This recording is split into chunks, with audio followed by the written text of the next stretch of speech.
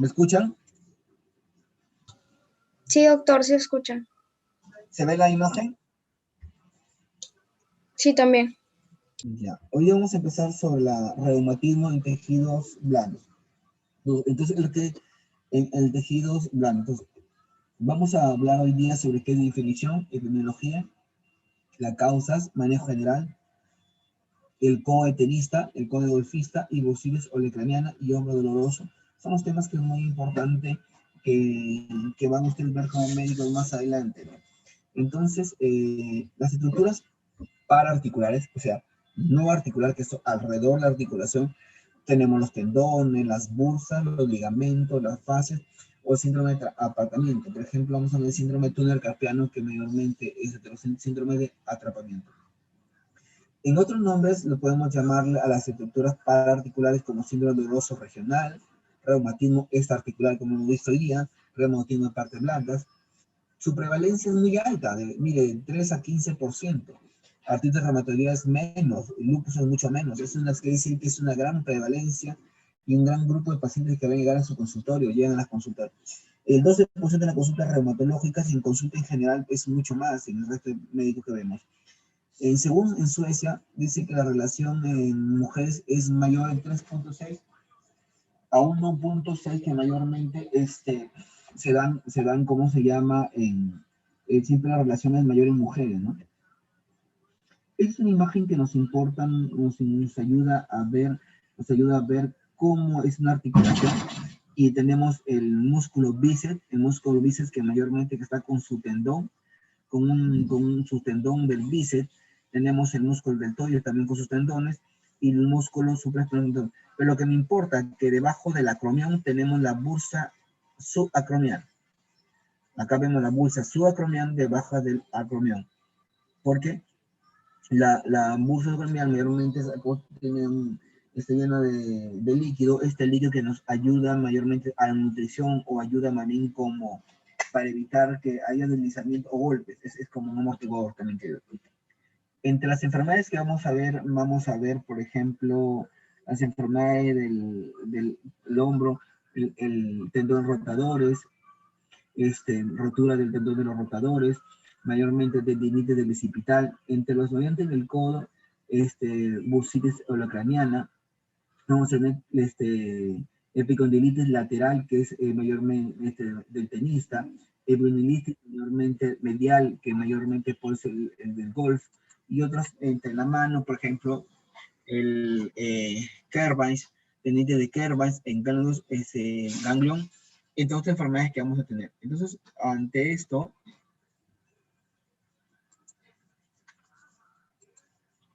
vamos a tener entre las causas, mayormente entre las causas puede ser por una injuria o episodio único que tengas un ejercicio fuerte o repetitivo.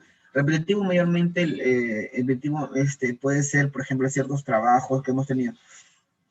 En su práctica que ustedes tenían sobre esto doloroso, han visto un ejemplo de un hombre que es fitero, ¿no? Y que solamente tiene esfuerzos repetitivos y él comienza a tener una tendinitis, ¿no? El envejecimiento, podemos decir los tendones menos flexibles y son susceptibles a injuria.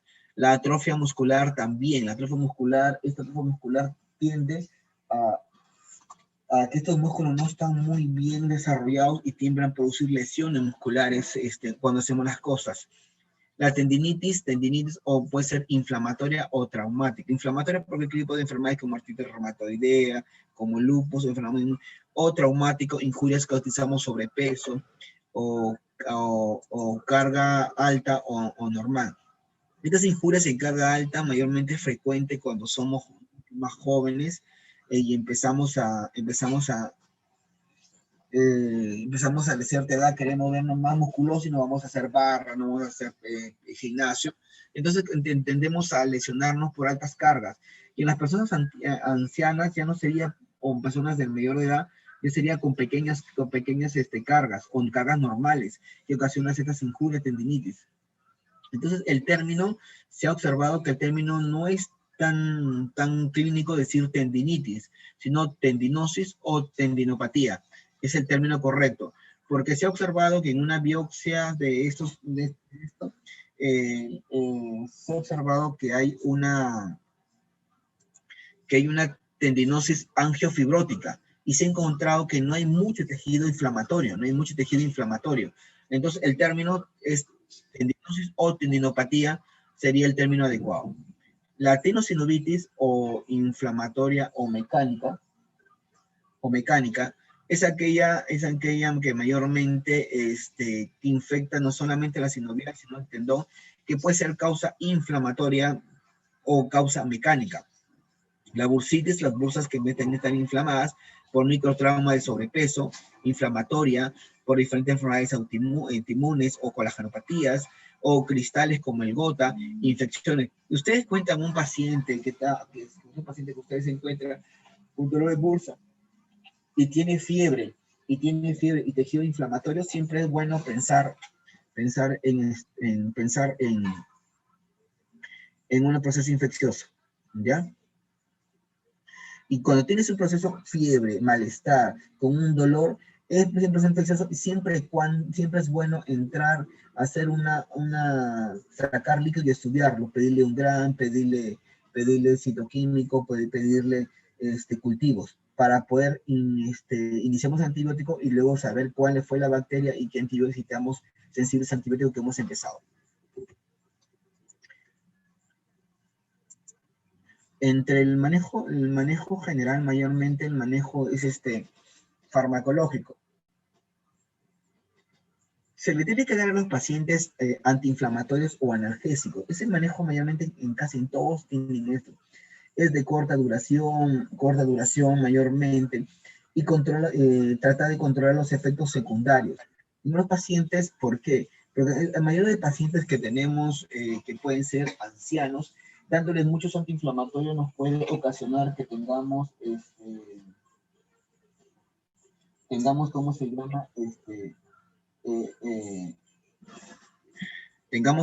se llama? Problemas gástricos. Por ejemplo, he visto frecuentemente pacientes que han utilizado AINES a largo periodo, han tenido que presentar úlcera gástrica, gastritis por AINES. Entonces hay que tener mucho cuidado, problemas renales por AINES. Hay que tener mucho cuidado con el uso prolongado de AINES. La infiltración es una buena alternativa, se le aplica lidocaína con corticoides intralesionales, puede aliviar el dolor, puede aliviar el dolor y mayormente en el área perintendinosa. Lo que sí tienes que tener muy en cuenta y tener en tu paciente cuando tú tengas estos tipos de pacientes es que aparte de que terapia de dolor que tú lo vas a indicar o si en este caso le dé infiltraciones, es importante que vayas de la mano con un médico rehabilitador o un tecnólogo rehabilitador que te ayude. No solamente se le calma el dolor y le dice al paciente chao. Bueno, le explicas cómo es la enfermedad, le calmas el dolor al paciente, le explicas cómo es la evolución de la enfermedad y siempre debe ir acompañado con medicina de rehabilitación, porque esto me ayuda a incrementar la flexibilidad, incrementa la fuerza muscular y mejora la resistencia muscular en tus pacientes. Y entonces si tú vas, entonces te va a agradecer mucho y va a estar muy contento con el tipo de manejo que estás teniendo a ellos. Otras cosas que es muy importante, bueno, en este caso es lo que hemos conversado sobre los pacientes que tenemos que si está con un cuadro infeccioso tenemos que estar colocándole, sacar un líquido y estudiarlo, ¿no? Lo que nos importa que tomen en cuenta esto está el codo doloroso. Vamos a poder observar, recordemos nuestra anatomía de nuestro codo, tenemos la cóndilo y tróclea, el cóndilo y la tróclea. El cóndilo un poco más lateral y la tróclea un poco más medial. Entonces tenemos la epicóndilo y la epitróclea. Recuerden que tenemos el epitróclea y el cóndilo un poco más medial y más lateral el cóndilo y el epicóndilo. Y tenemos una fosa olecraniana. También teníamos ya la parte posterior, teníamos un olecranón, el cual nos ayudaba lo que es el hueso, mayormente el codo, que debajo de este olecranón manejamos una bursa. Esta bursa que es muy flexible, que es muy traumática, muchas veces nos colocamos los codos en la mesa, o cuando hacemos golpeamos los codos. Ahí estamos traumando un poco la bursa y es frecuente encontrar, cuando estudian en una forma prolongada, encontrar especialmente alumnos de medicina, es frecuente entrenar con codos, porque mucho tiempo estar en una mesa, en una silla, leyendo horas sobre horas, causando este dolor. No es frecuente en nosotros cuando hemos sido estudiantes. En la bursitis olecraniana vamos a tener que esta puede ser por traumatismos, por infecciones, enfermedades, infecciones, por ejemplo, he visto infecciones por gonococo, he visto infecciones por estreptococo, por la faringitis y cualquier tipo de enfermedad. Enfermedades por microcristales en gota, artropatías. En la clínica mayormente en la bursa olecraniana va a ser dolor, tumefacción, y como no es articular, no pierde el movimiento. Vuelvo a repetir, como es dolor y tumefacción, pero como no es articular, sino periarticular, no hay una pérdida de movimiento. ¿Qué tratamiento le doy?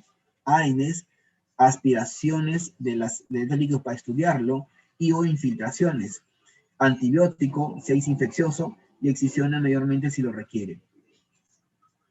En la epocondilitis lateral, esta epocondilitis lateral, chicos, escuchen, esta es pregunta de examen, muy frecuente. La epocondilitis lateral, o le llaman cóndilo del tenista, vuelvo a repetir, epocondilitis lateral o cóndilo del tenista o codo del tenista, pero lo raro es que solamente da el 10% de los tenistas, pero se le llama así. Es bastante común por el sobreuso que hacemos de esa articulación. Los que hemos practicado un deporte, yo practicaba frontón y siempre he tenido una epicondilitis también lateral. ¿Y cuál es la causa? Causa una degeneración del tendón extensor de la radial corto del carpio. Vuelvo a repetir, ¿cuál es la causa de una epicondilitis lateral? Que es el cóndilo del tenista, es degeneración del tendón extensor radial corto del carpio. Entonces, clínicamente, el paciente tiene un dolor en el epicóndilo anterior a este, tiene un dolor cuando extiende la muñeca o cuando supina el brazo. El dolor mayormente, vuelvo a repetir, es con extensión de la muñeca y cuando supina el brazo, el antebrazo. El paciente mayormente se observa cuando da un apretón de manos y le duele, cuando levanta objetos le duele. Es frecuente tener pacientes que dicen, por ejemplo, las señoras que dicen, por ejemplo, doctor, no pude alzar la olla, no pude alzar una jarra, se me cayó porque me dolió, o personas que trabajan, yo no pude levantar mi maleta para esto y me dolía. Entonces, desencadenantemente cuando levantamos objetos o cuando hay un apretón de manos, eso mayormente es desencadenantes. El tratamiento igual, tópicos, que le vamos a dar analgésicos, tópicos, y AINES. Si dolor muy fuerte, infiltraciones. El otro epicondilitis medial es la epitroclitis, polipitróclea, que mayormente es la parte medial, que es el del golfista. Es menos común, la otra es más común y menos discapacitante. ¿Y cuál es la causa? Degeneración del tendón flexor radial del carpo. El anterior era extensor y este es el flexor radial del carpo. Clínicamente este paciente tiene un dolor en el epicóndilo lateral, con dolor en la resistencia a la flexión de la muñeca, la otra de la extensión de la muñeca y pronación del antebrazo. Miren, el anterior era extensión de la muñeca con supinación del antebrazo. Este es resistencia a la flexión a la muñeca y pronación del antebrazo. Es frecuente encontrar en estos pacientes una neuritis del cubital. ¿Por qué pasa el nervio cubital? En 25% de los pacientes presentan esta neuralgia o neuritis del cubital. El tratamiento es tópico, AINES, infiltraciones. En estas infiltraciones hay que tener mucho cuidado en las infiltraciones porque nos podemos lesionar o hincar el nervio cubital y ocasionar lesión en estos pacientes. O hablar con el paciente que cuando se le está infiltrando analgésicos, en este caso que está en infiltraciones, puede adormecerle la parte de los dedos que inerva mayormente el nervio cubital, para que pongan precaución. Otro que vamos a hablar de otra consulta que es muy frecuente y mucho vamos a dedicarnos a esto, es sobre el hombro doloroso. El hombro doloroso es el caso clínico que hemos tenido en nosotros, el del hombro doloroso. Hemos tenido, ejemplo, es motivo frecuente en consultas, muy frecuente vienen los pacientes por hombro doloroso, porque por una enfermedad inflamatoria, por una enfermedad infecciosa, por una enfermedad de traumatismo. Es frecuente ver en jóvenes con hombro doloroso, especialmente que están en el gimnasio, señoritas que estoy viendo con hombro doloroso, que mayormente están yendo a bailar también, ¿no? Entonces, haciendo su ejercicio y todo esto. O señoras que están cocinando, ancianos que les está doliendo mucho. Es una patología muy frecuente, lo van a ver ustedes. 16% de las dolencias es el 16% de las dolencias musculoesqueléticas. Tiene una incidencia, mire, de 15 de cada 1000 pacientes. Es muy frecuente, muy frecuente. Se considera crónico cuando es menos de 6 meses, menos de 6 meses. Yo tengo, si es más de 6 meses, ya es en forma crónica. Dice las causas: afectación del tejido blando, tanto lo que hemos conversado, o daño e inestabilidad articular, o una artritis. Ahora, si es una artritis aguda, puede ser por un problema viral, bacteriano. Pero si es una artritis crónica, ya pues un lupus, artritis reumatoidea, una vasculitis enfermedad, otra enfermedad es crónica, ¿no? Más frecuente, la causa más común, porque viene con nosotros, es la tendinitis o la tendinosis o la tendinopatía del manguito de los rotadores que vamos a conversar. Recuerden, son preguntas de examen: ¿cómo se llama y cuál es la causa de la tendinitis del tenista y del golfista?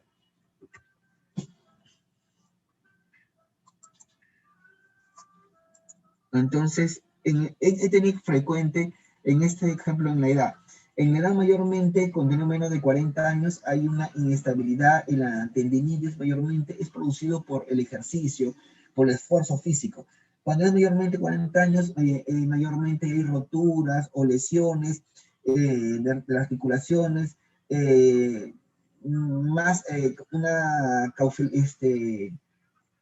capsulitis adhesiva, glomo numeral, osteoartrosis mayormente frecuente. En los diabéticos, una capsulitis adhesiva no es siempre, pero usualmente siempre hay que pensar.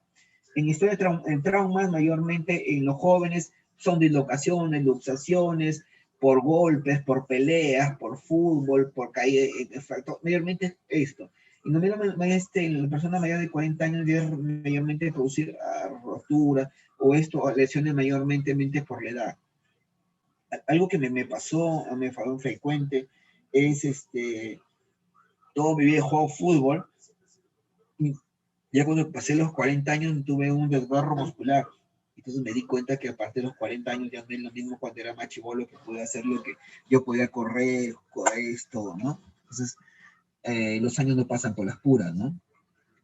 Y mayormente el dolor nocturno puede presentar en la consulta adhesiva, mayormente en desorden en el tendón de rotadores, un dolor cervicales, entre otras causas. Esta es una imagen que me va a ayudar a mí poder ver la clavícula, el acromión. Debajo del acromión tenemos la bursa subacromial. Recuerden, por este lado siempre va a haber dolores, los dolores en la articulación clavícula acromial, y recuerden que abajo está la bursa subacromial, que puede estar inflamada. Vamos a tener que ver también, por ejemplo, el músculo subescapular, que da con sus tendones, también los músculos supraespinosos, el músculo subescapular y el bíceps, que ven a los tendones en el codo. Y recuerden que también tenemos una bursa subdeltoidea, que está al lado del deltoide, y no subdeltoidea. Entonces, la pregunta de examen que siempre he visto recuerden, chicos, ¿cuáles son los músculos o que forman los tendones del manguito rotador? Es el supraespinoso, el infraespinoso, el redondo menor y el subescapular. Vuelvo a repetirlo. ¿Cuáles son los músculos o los tendones que forman el manguito de los rotadores? El supraespinoso, infraespinoso, redondo menor y subescapular. Es frecuente esta pregunta de examen, lo he visto en residentado, lo he visto en la universidad, es frecuente esta pregunta en el ENAN. La función mayormente es restringir que restringe la dinámica de la cabeza del húmero. Si no, se saliera la cabeza del húmero. Me restringe la dinámica. Es un impulso que ayuda en la rotación, movimiento en 180, de inflexión, abducción.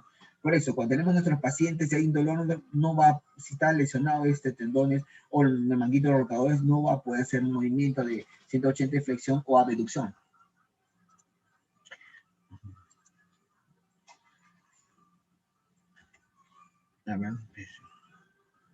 Entonces, algo que tenemos que ver, chicos, es este patrón funcional. Este patrón funcional a mí me ayuda a ver, saber si este dolor que tengo es un dolor articular o la cápsula, o es un dolor alrededor periarticular, o es un dolor referido. Entonces, si yo tengo un paciente que viene a mi consultorio y me dice que tiene un dolor en el hombro, en el codo, cualquiera que sea, cuando yo le hago el movimiento pasivo, o sea, yo hago el movimiento y muevo el brazo, el paciente tiene dolor. Cuando él le pido que haga movimientos activos que él mueve, también tiene dolor. Entonces digo, caramba, ahí es articular o capsular, cuando tiene dolor, tanto el movimiento pasivo y activo. Al maniobrar resistencias normales, no hay movimientos el movimiento tampoco no hay dolor articular, pero sí hay un dolor al movimiento pasivo y activo. Si hay movimiento activo y pasivo, piensan que es articular o subcapsular. Si al paciente yo le hago movimientos pasivos y no le duele, y le duele cuando yo le pido que haga movimientos activos, ahí sí el dolor es periarticular. Es alrededor tendones, bursa, ligamento, lo que hemos conversado. Entonces, cuando hablamos de maniobras de resistencias que hacemos nosotros contra el paciente, hay un dolor en las maniobras según el tendón que está lesionado. Hay un dolor de referidos que mayormente, por ejemplo, hay pacientes que vienen con dolor del hombro. Es dolor en el hombro, pero no tiene dolor ni el movimiento pasivo ni el movimiento activo, y no tampoco tiene dolor. Es un dolor referido frecuente en pacientes, normalmente en hombro izquierdo, por un infarto o una angina de miocardio. También es frecuente ver en aquellos pacientes que presentan nódulos pulmonares a nivel apical, y es frecuente ver, a veces muy frecuente ver que nosotros como médicos evaluamos al paciente y no nos fijamos cuando le sacamos la camisa que tiene un herpes zóster. A veces un herpes zóster mayormente queda en la caja torácica, produce un dolor referido mayormente al hombro. Y es frecuente, cuando tú revisas un paciente y tiene un dolor y veas que sacan el polo, porque de repente puedes tener una lesión o puedes tener algo que puedes observar. Y es frecuente encontrar herpes zóster referido a dolor en el hombro. Estas mayormente son las diferentes afectaciones articulares, por ejemplo, periarticulares, que sería tendinitis del manguito rotadores, una bursitis subacromial, una tendinitis bicipital en la cara anterior del hombro, rotura del manguito de los rotadores y una tendinitis calcificante. Es frecuente en estas en particular. Cuando es articular y mayormente el dolor articular es por una artritis reumatoidea, por una inflamatoria, por artritis viral, artritis reumatoidea, por una sepsis, metabólicas, osteonecrosis, neuropatía y gastritis adhesiva. El dolor de frío es lo que hemos llamado por tumores, por lesión de médula, afectación radicular, afección de plexo braquial, vascular, síndrome de la salida torácica, visceral, los tumores que hemos dicho, el infarto de miocardio, pancreatitis, he tenido pacientes con dolor también en el hombro. Y de las causas que pueden pasarte, fibromialgias, polimialgia reumática, neopatía inflamatoria. Es frecuente, entonces, ver las diferentes tipos de patología que puede tener mi paciente. El anamnesis es frecuente y es importante, una buena historia clínica. Yo puedo preguntar al paciente, recoger datos, la edad que tiene, si ya pues edad es joven, yo pienso que es más por problema mecánico, y el otro más por desgaste, es anciano, actividad laboral, si es mecánico, si es gafitero, si joven, trabajando en pesas, qué actividad deportiva, lo que hemos dicho, antecedentes traumáticos frecuentes que ha tenido, golpes, caídas, enfermedades sistémicas como artritis reumatoidea, como lupus, tratamientos previos, respuesta obtenida a tratamiento, cómo es el dolor, cómo inicia el dolor, qué características tiene el dolor, qué es lo que desencadena el dolor. Entonces, mayormente que vamos a conversar, si hay inestabilidad laboral, rigidez o limitación funcional, que digo, debilidad en el hombro, eso nos ayuda, todo eso que recogemos al preguntarle al paciente en una buena anamnesis, una rica anamnesis, nos ayuda a dar un buen diagnóstico. En la inspección, vamos a examinar al paciente en sentado o parado, desnudo hasta la cintura. Comenzamos por la inspección del cuello, el tronco. Siempre es bueno comparar ambos lados para ver si hay simetría, atrofias, deformaciones, signos inflamatorios, hematomas. Inspección anterior se valora la morfología del hombro, la clavícula, la articulación acromioclavicular, que es muy frecuente. Recuerda que abajo está la bursa acromial. Buscando alteraciones del músculo deltoides, atrofia del músculo deltoides, desplazamiento del bíceps. Y mayormente todos los exámenes que podemos estar y lo que observamos al paciente. Se explora la movilidad, si hay movimientos activos, pasivos, maniobras de resistencia, lo que hemos conversado. Por ejemplo, en la goniometría. La goniometría es una forma como yo evalúo a mi paciente, Vamos a poder observar que en este paciente yo le pido que el brazo mayormente está fijo y después le pido que haga una abducción, ¿no? Le pido que siga hasta 160, 180. Y también le hago una aducción interna que llega hasta 30 grados, como el ejercicio, como el que está a nuestro lado derecho. ¿Cómo hago una rotación? El hombro con abducción, le pongo con el paciente con una almohada, con codo flexión 90 grados, sí, y dijo, ¿ves vertical? Le coloco que es vertical, el hombro fijo vertical, y perpendicular solo. Entonces, hago un movimiento, sea un movimiento un movimiento hacia extensión, mayormente puesto hasta 70 grados, o un movimiento de rotación interna, puede ser hasta 70 grados también. Pero eso es como yo mido. Mi paciente lo pongo en 90 grados y le hago que haga una extensión externa o una extensión interna, y con eso voy a ver la movilidad de mi paciente. O como anteriormente le digo que haga una abducción el paciente o la aducción hacia adentro. Son los exámenes que puedo obtener en paciente. En la extensión también puedo al paciente, lo coloco esto y comienzo a hacer una extensión hacia atrás o extensión hacia adelante, que me ayuda a ver cómo está la extensión o la flexión de mi paciente. Entonces, entre los compromisos que me interesa hablar sobre el compromiso subacromial. El compromiso subacromial puede ser por diferentes causas. O sea, vamos a hacer los exámenes como el arco doloroso, impingement de Nernst, el Kennedy y Jochum. Son los exámenes que vamos a observar. ¿Qué tipo de examen para ver el compromiso subacromial?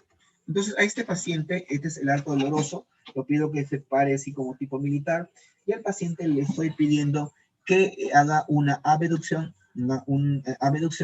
y el dolor empieza a aparecer entre los 30 y 120 grados. Pasando los 120 grados ya no hay dolor. Entonces, ahí me doy cuenta que hay un dolor y causándolo al movimiento, quiere decir que estamos frente que el dolor esté entre 60 y 80 grados, quiere decir que mayormente hay una lesión en el nivel supraespinoso. Subacromial o el tendón supraespinoso, uno de los dos. Miren, este ya es una forma en un paciente normal, donde le estamos como que abducción, y el dolor tiende a aparecer cuando estamos entre los 60 y 120. Y luego que pasa los 120 ya desaparece el dolor. Este mayormente es el triángulo entre los 60 y 120 que empieza a aparecer el dolor. El examen de Nernst o impingement de Nernst, el paciente, usted puede observar al paciente. El paciente una elevación pasiva del antebrazo en abducción hacia afuera y flexión. Entonces, y la paciente le hacemos una rotación interna. Entonces, el paciente a veces agarra al paciente, lo hace que hace una abducción y yo hago un movimiento de una rotación interna hacia afuera, rotación interna hacia afuera, mientras que yo bloqueo la clavícula. Entonces, ante eso, el paciente tiene dolor. Primero, el paciente en la parte pasiva está en abducción y yo le digo que haga una flexión, que rote, una rotación interna y el paciente siente el dolor, como la figura interna, primera figura que está acá. El paciente lo pongo en abducción y le digo que haga una flexión o rotación interna, él va a sentir un dolor. Entonces ahí ya estamos en una rotación microbial. O el explorador lo coge y hace un movimiento hacia arriba del brazo y tiene que causar dolor también en el paciente. Esto ocasionando que esta prueba sea positiva. Esto, como ven al paciente, esta es la activa, donde el médico coge una brazo, la inmoviliza la escápula, y en la otra hace una abducción y eleva el brazo y el paciente tiene un dolor. En la maniobra de Kennedy, mayormente, este paciente es como que el paciente hace como con el codo, con una flexión, el brazo, una flexión 90 con un codo de 90 grados, como si yo estuviéramos teniendo, como si estuviéramos haciendo karate, ¿no? Como si estuviéramos poniendo o estamos peleando, como si estuviéramos colocando el codo así para protegernos. Entonces, ¿no? Entonces se realiza al paciente, yo le hago un movimiento hacia abajo y él tiene un dolor. Entonces, miren como acá lo ven, él como un antebrazo en 90 con un codo en flexión 90 grados. Está en 90 grados. Miren chicos, en 90 grados. El médico realiza bajando el hombro, comienza a bajar el hombro hacia abajo y el paciente tiene dolor, tiende a tener dolor. O el paciente mantiene su fuerza y nosotros hacemos fuerza hacia abajo y el paciente va a sentir dolor. Recuerda, con una flexión del antebrazo en 90 grados, con un codo en 90 grados, y le hacemos, se realiza una rotación interna del hombro bajando el antebrazo y el paciente va a tener un dolor. Eso sería positivo. Otros exámenes que le vamos a pedir es como acá. Lo hemos visto acá en este paciente. Y como el médico al lado le va a bajar. Al bajar esto, el bajarle le va a causar el dolor al paciente. Entonces, estamos sobre una lesión subacromial. En la manera de Yoku, mayormente pedimos al paciente como si estuviera cantando el himno nacional, ¿no? Tocamos el hombro, pero que mayormente toque el hombro del otro lado, contra el lado. Y la cual nosotros vamos, elevamos el codo contra atrás o hacemos una resistencia de la mano del explorador sin elevarlo y él va a tener un dolor. Por ejemplo, es un ejemplo. Es como este paciente. El paciente está teniendo el dolor y él va a elevar, pero nosotros hacemos una contrarresistencia. Él eleva, pero nosotros una contrarresistencia y él tiene dolor. Entonces, él eleva su codo, entonces, y nosotros hacemos una contrarresistencia. Ahí ese impedimento de hacer una contrarresistencia y causa dolor al paciente, mayormente la prueba es positiva. Otro lo que tenemos que ver es la tendinitis supraespinosa, la tendinitis supraespinosa, y es por debilidad o rotura del tendón del músculo supraespinoso. Estas son las pruebas de Jove, la prueba de Paté, la prueba de Drone y la prueba del espinoso, que le vamos a ayudar, o de Napoleón, es el que nos va a ayudar a observar la lesión del tendón supraespinoso. Esta es una prueba, la prueba supraespinosa de Jove. Alex Hermanos está frente a nosotros, lo colocamos frente a nosotros, y el paciente hace como una abducción en 90 grados, 30 grados, haciendo una flexión anterior y rotación interna del pulgar, como pueden ver.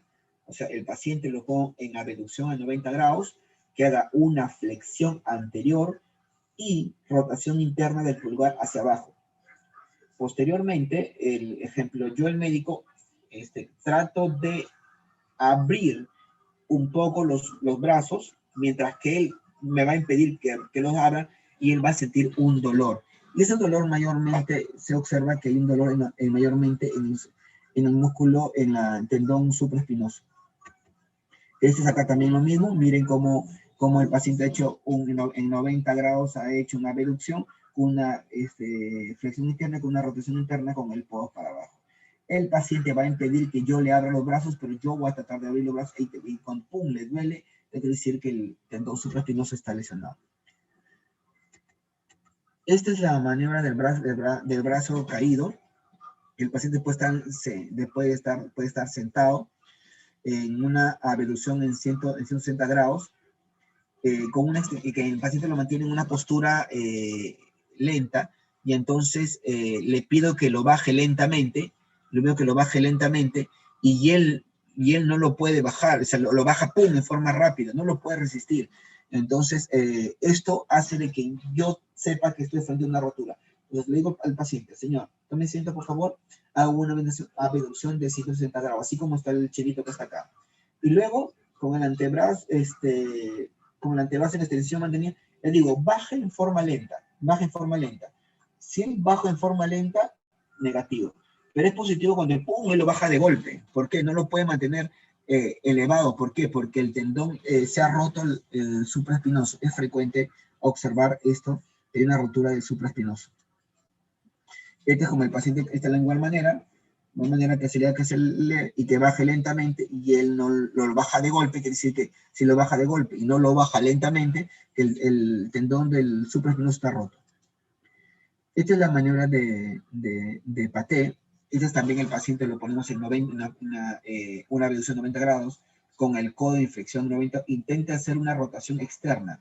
O sea, él trata de hacer una rotación externa y yo trato contra resistencia. Y ahí le va a producir un dolor. El paciente, una tendinitis del ahí estamos evaluando el tendinitis del infraespinoso. En la rotación externa contralateral, al paciente se le pide que coloque las palmas de las manos sobre el dorso con las manos, nosotros nuestros dorsos, las manos a los dorsos del paciente, y se impide que efectúe una rotación externa. O sea, él quiere hacer una rotación externa y yo le estoy impidiendo, le hago con su resistencia, y va a sentir un dolor el paciente, y es un dolor mayormente en los infraespinosos. Este también es lo que le estamos evaluando al paciente, y mayormente lo que causa, él hace un movimiento con esa resistencia y lo que le está doliendo. Acá también, lo mismo que estamos en la rotación infraespinoso, al paciente yo trato como si, lo que hemos hablado. Signo de Napoleón. En el signo de Napoleón, así como Napoleón coloca su mano, se evalúa la capacidad del paciente para mantener la palma en la mano pegada en el abdomen, mientras se coloca su codo en posición en plano en la escápula. Este es el ejemplo. Este es el signo de Napoleón. Entonces, el paciente se realiza cuando está sentado, ¿no? La diferencia entre en el hombro sano es que la prueba puede indicar que hay una debilidad o rotura en esto. Entonces, le pido al paciente que lo tenga los dos ahí. Lo tengan los dos, así tipo Napoleón, la palma de la mano pegada al abdomen, mientras que colocamos el codo en posición anterior. Entonces, el paciente usted ve en el dibujo A, y en el dibujo B, la señora está haciendo hacia adelante, hacia adelante los brazos.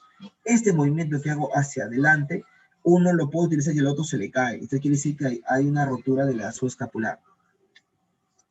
Acá tenemos la maniobra de Gerber.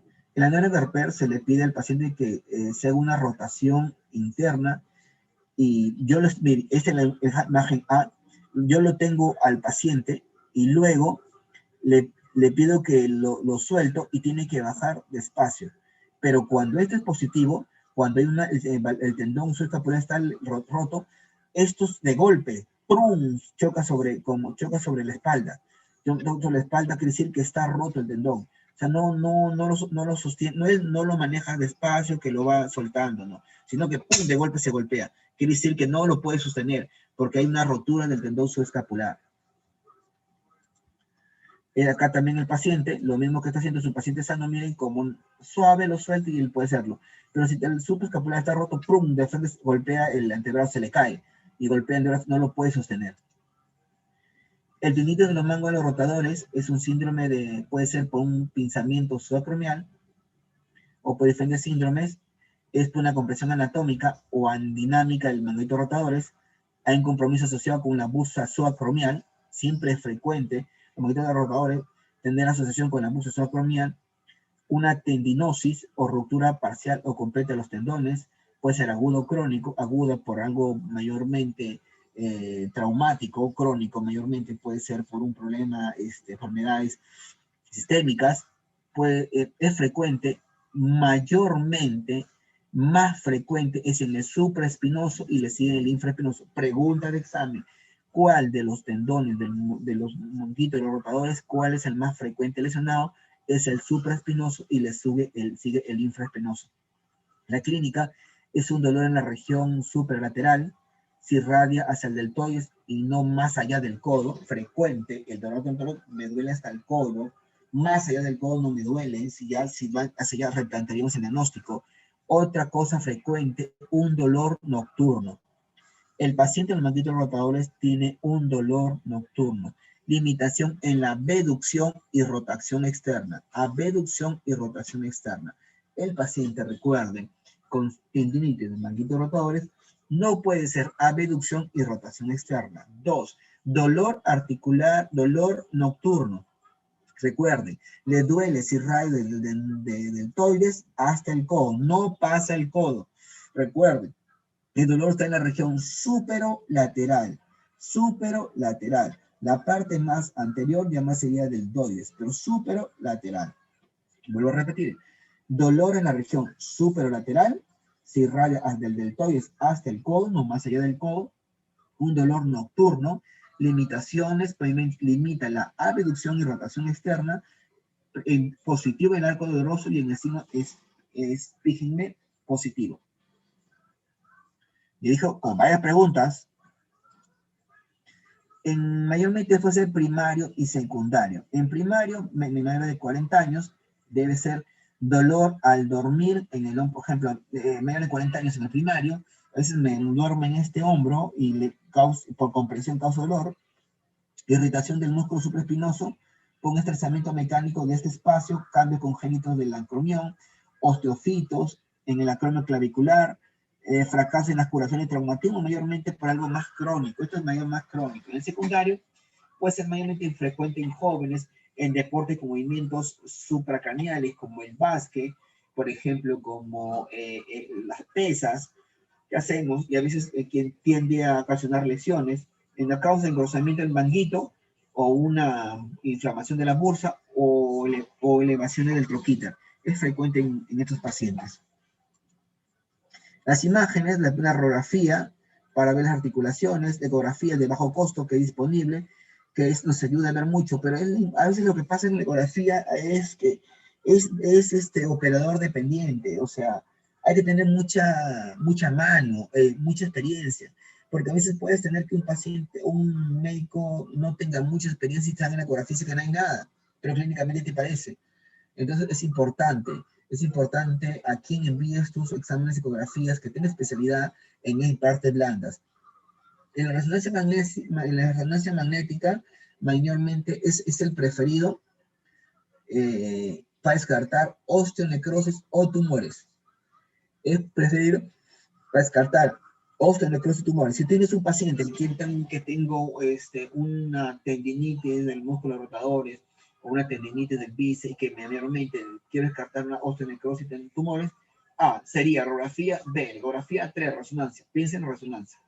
El tratamiento mayormente es, como todos los hemos visto, AINES, infiltraciones, tópico y terapia respiratoria. Es frecuente acompañar tu tratamiento, terapia respiratoria. Recuerda, primero le calma el dolor y luego lo manda a terapia respiratoria. Porque si tú lo mandas con el dolor, le van a mover el brazo, le va a doler a tal punto que nunca va a regresar ni contigo ni con un rehabilitador. Por eso, primero calma el dolor y luego lo mandas a terapia respiratoria. Ruptura de manguitos rotadores es por 50% de los pacientes. No traumas, es frecuente por no traumas previos, esto puede ser parcial o completo. La clínica es dolor nocturno y el dolor es en abducción. ¿Qué es una abducción? Hay un dolor. Debilidad, no puede realizar la abducción del paciente ni rotación externa, y una pérdida del rango de movimiento, del movimiento. El tratamiento también lo mismo, AINES, terapia, infiltraciones, y si el paciente es joven, mayormente ya operaciones. Entre la causulitis adhesiva Es frecuente encontrar, o le llaman hombro congelado o pericapsulitis. Es una forma mayormente los casos mayormente entre las causas idiopáticas. Entre las causas tenemos, por ejemplo, trauma agudo, inmovilización del hombro, diabetes, hipertiroidismo, cardiopatías, hemiplegia, enfermedad pulmonar, que hemos dicho, tuberculosis, carcinomas, enfermedad de rotadores, inflamación de la articulación glenohumeral aguda. Es frecuente en mayor de 40 años, tiene un dolor y sensibilidad. Hay una limitación severa a rangos activos y pasivos. Hay una limitación severa a rangos activos y pasivos. Recuerden, personas de 40 años y dolor y sensibilidad, y hay una gran limitación. Esa triada, mayor de 40 años, dolor y sensibilidad, y una gran limitación para realizar sus activos pasivos, tanto activos. Es como si estuviera pegado, como dice hombro congelado. Entonces, la radiografía normal, no nos ayuda mucho, es una radiografía normal. Entonces, este puede ser por causa inflamatoria. Tienes tres fases. Fase inflamatoria, fase de congelación y fase de recuperación. La fase inflamatoria, el inicio es insidioso, tiene un dolor el dolor y despierta por la noche dolor. El dolor puede ser constante y evita que el paciente esté acostado en el hombro y dura entre 2 a 9 meses. Ante esto, la enfermedad, es frecuente explicarle la evolución de la enfermedad. Vuelvo a repetir, insidioso, dolor y despertar nocturno. El dolor es constante y evita que el paciente esté acostado en el hombro. Dura entre 2 a 9 meses. En la parte que es el hombro congelado, con el tiempo el dolor es nocturno menos que el anterior, pero calma con el reposo. Pero el hombro sigue tan rígido que esta fase dura de 4 a 12 meses. En la fase de recuperación, que es entre 5 a 26 meses, mire, más de 2 años, hay una limitación del hombro, se recupera lentamente en la mayoría de los pacientes en rangos normales.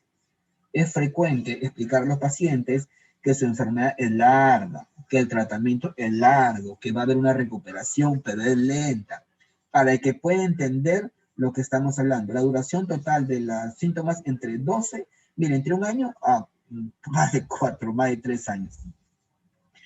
Con una duración de media de 30 meses. Por eso, tú estás diagnosticando a tu paciente, dile que este tratamiento es largo, que la evolución es larga, que la mejoría es lenta, progresiva, que va a llegar a un momento que se va a regenerar, pero es lento. Si tú le explicas al paciente mayormente cómo él lo va a entender, por si no va a pasar a un médico, otro médico, y nadie le va a solución. Nadie le puede dar solución, no solamente porque esto es lento, pero si tu paciente lo explica, te va a entender. Y el tratamiento son antiinflamatorios, infiltraciones y la terapia rehabilitación, que es muy frecuente. En la tendinitis y rotura del bíceps, está asociada a la tendinitis del manguito de los rotadores. Suele haber tenosinovitis de brazo largo. Mayormente el dolor, tienes un dolor en la región anterior. Dolor en la región anterior del hombro. Rotadores, dije, superior lateral. El dolor y sensibilidad en la corredera bicipital y es positivo en las maniobras que le hacemos. Ruptura en el borde superior de la corredera bicipital y el tratamiento es conservador. En la maniobra de Spell se les pide al examinador que esté frente al paciente, se pone el paciente en una flexión del antebrazo. Consiste en que al paciente vamos a elevarle un poco el antebrazo y él va a tener un dolor. El dolor, vamos a buscar esta imagen, por ejemplo, esta es la imagen. El paciente, yo le pongo y le digo que eleve y yo hago una contra a su maniobra y él va a sentir un dolor en ahí. O no lo puede realizar. En maniobra de Gerson, también lo mismo, el paciente lo coloco en el antebrazo, se mantiene con un hombro bloqueado y el otro pegado al tronco. Le pido al paciente, ¿cómo se llama?, que le empuje y yo le contra fuerza y él va a causar dolor. Es lo que ven acá, yo le hago el movimiento y él le causa el dolor.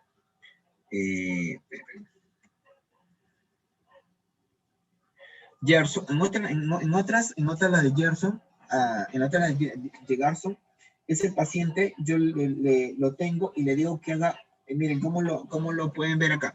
El paciente, él está en 90 grados y le pido que él haga una rotación externa hacia afuera. Y yo cojo y la hago una rotación y el paciente le duele. En otra donde dice que yo hago la fuerza y él hace hacia afuera y yo hago la fuerza, le duele. Lo he visto en dos formas. En dos de las que él le pido en una forma que él mueva una rotación externa y le duele, o él que le haga rotación externa y yo tengo contra fuerza y le duele. Esa es la maniobra de Gerson, que mayormente en la anterior. Esta es la mayormente que le estamos haciendo que haga una extensión externa y ahí le duele. Esta es la maniobra de Popeye, indicación de rotura de la rotura de la porción larga del bíceps cuando el paciente realiza una flexión del codo contra resistencia en supinación y contra resistencia en supinación. Observa que al paciente hacemos como tipo de Popeye, como que hacemos fuerza, ¿no? Hacemos una fuerza. Y miren cómo hace la fuerza y el vientre muscular cómo se desplaza hacia el codo. Este es como Popeye, pero Popeye chaqueta, ¿no? Entonces le pedimos la flexión en el codo, está en flexión, y le hacemos que haga una contra resistencia supinación, así como si son los hombres que hacemos fuerza, ¿no? Hacemos hacer fuerza, mira qué fuerza que soy. Pero no se mueve, pero en este caso el vientre se desplaza desde el codo desde el hombro hacia el codo, indicando que hay una rotura. Dolor en osteoartrosis probablemente en la articulación acromioclavicular es bien localizado, es un dolor en la zona de palpación, antecedente de injurias de la articulación, la manera positiva, la ecografía, interpretando con precaución porque a veces nos puede llevar a otro diagnóstico.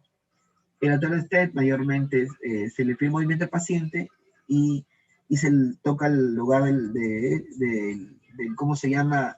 De la articulación y le duele.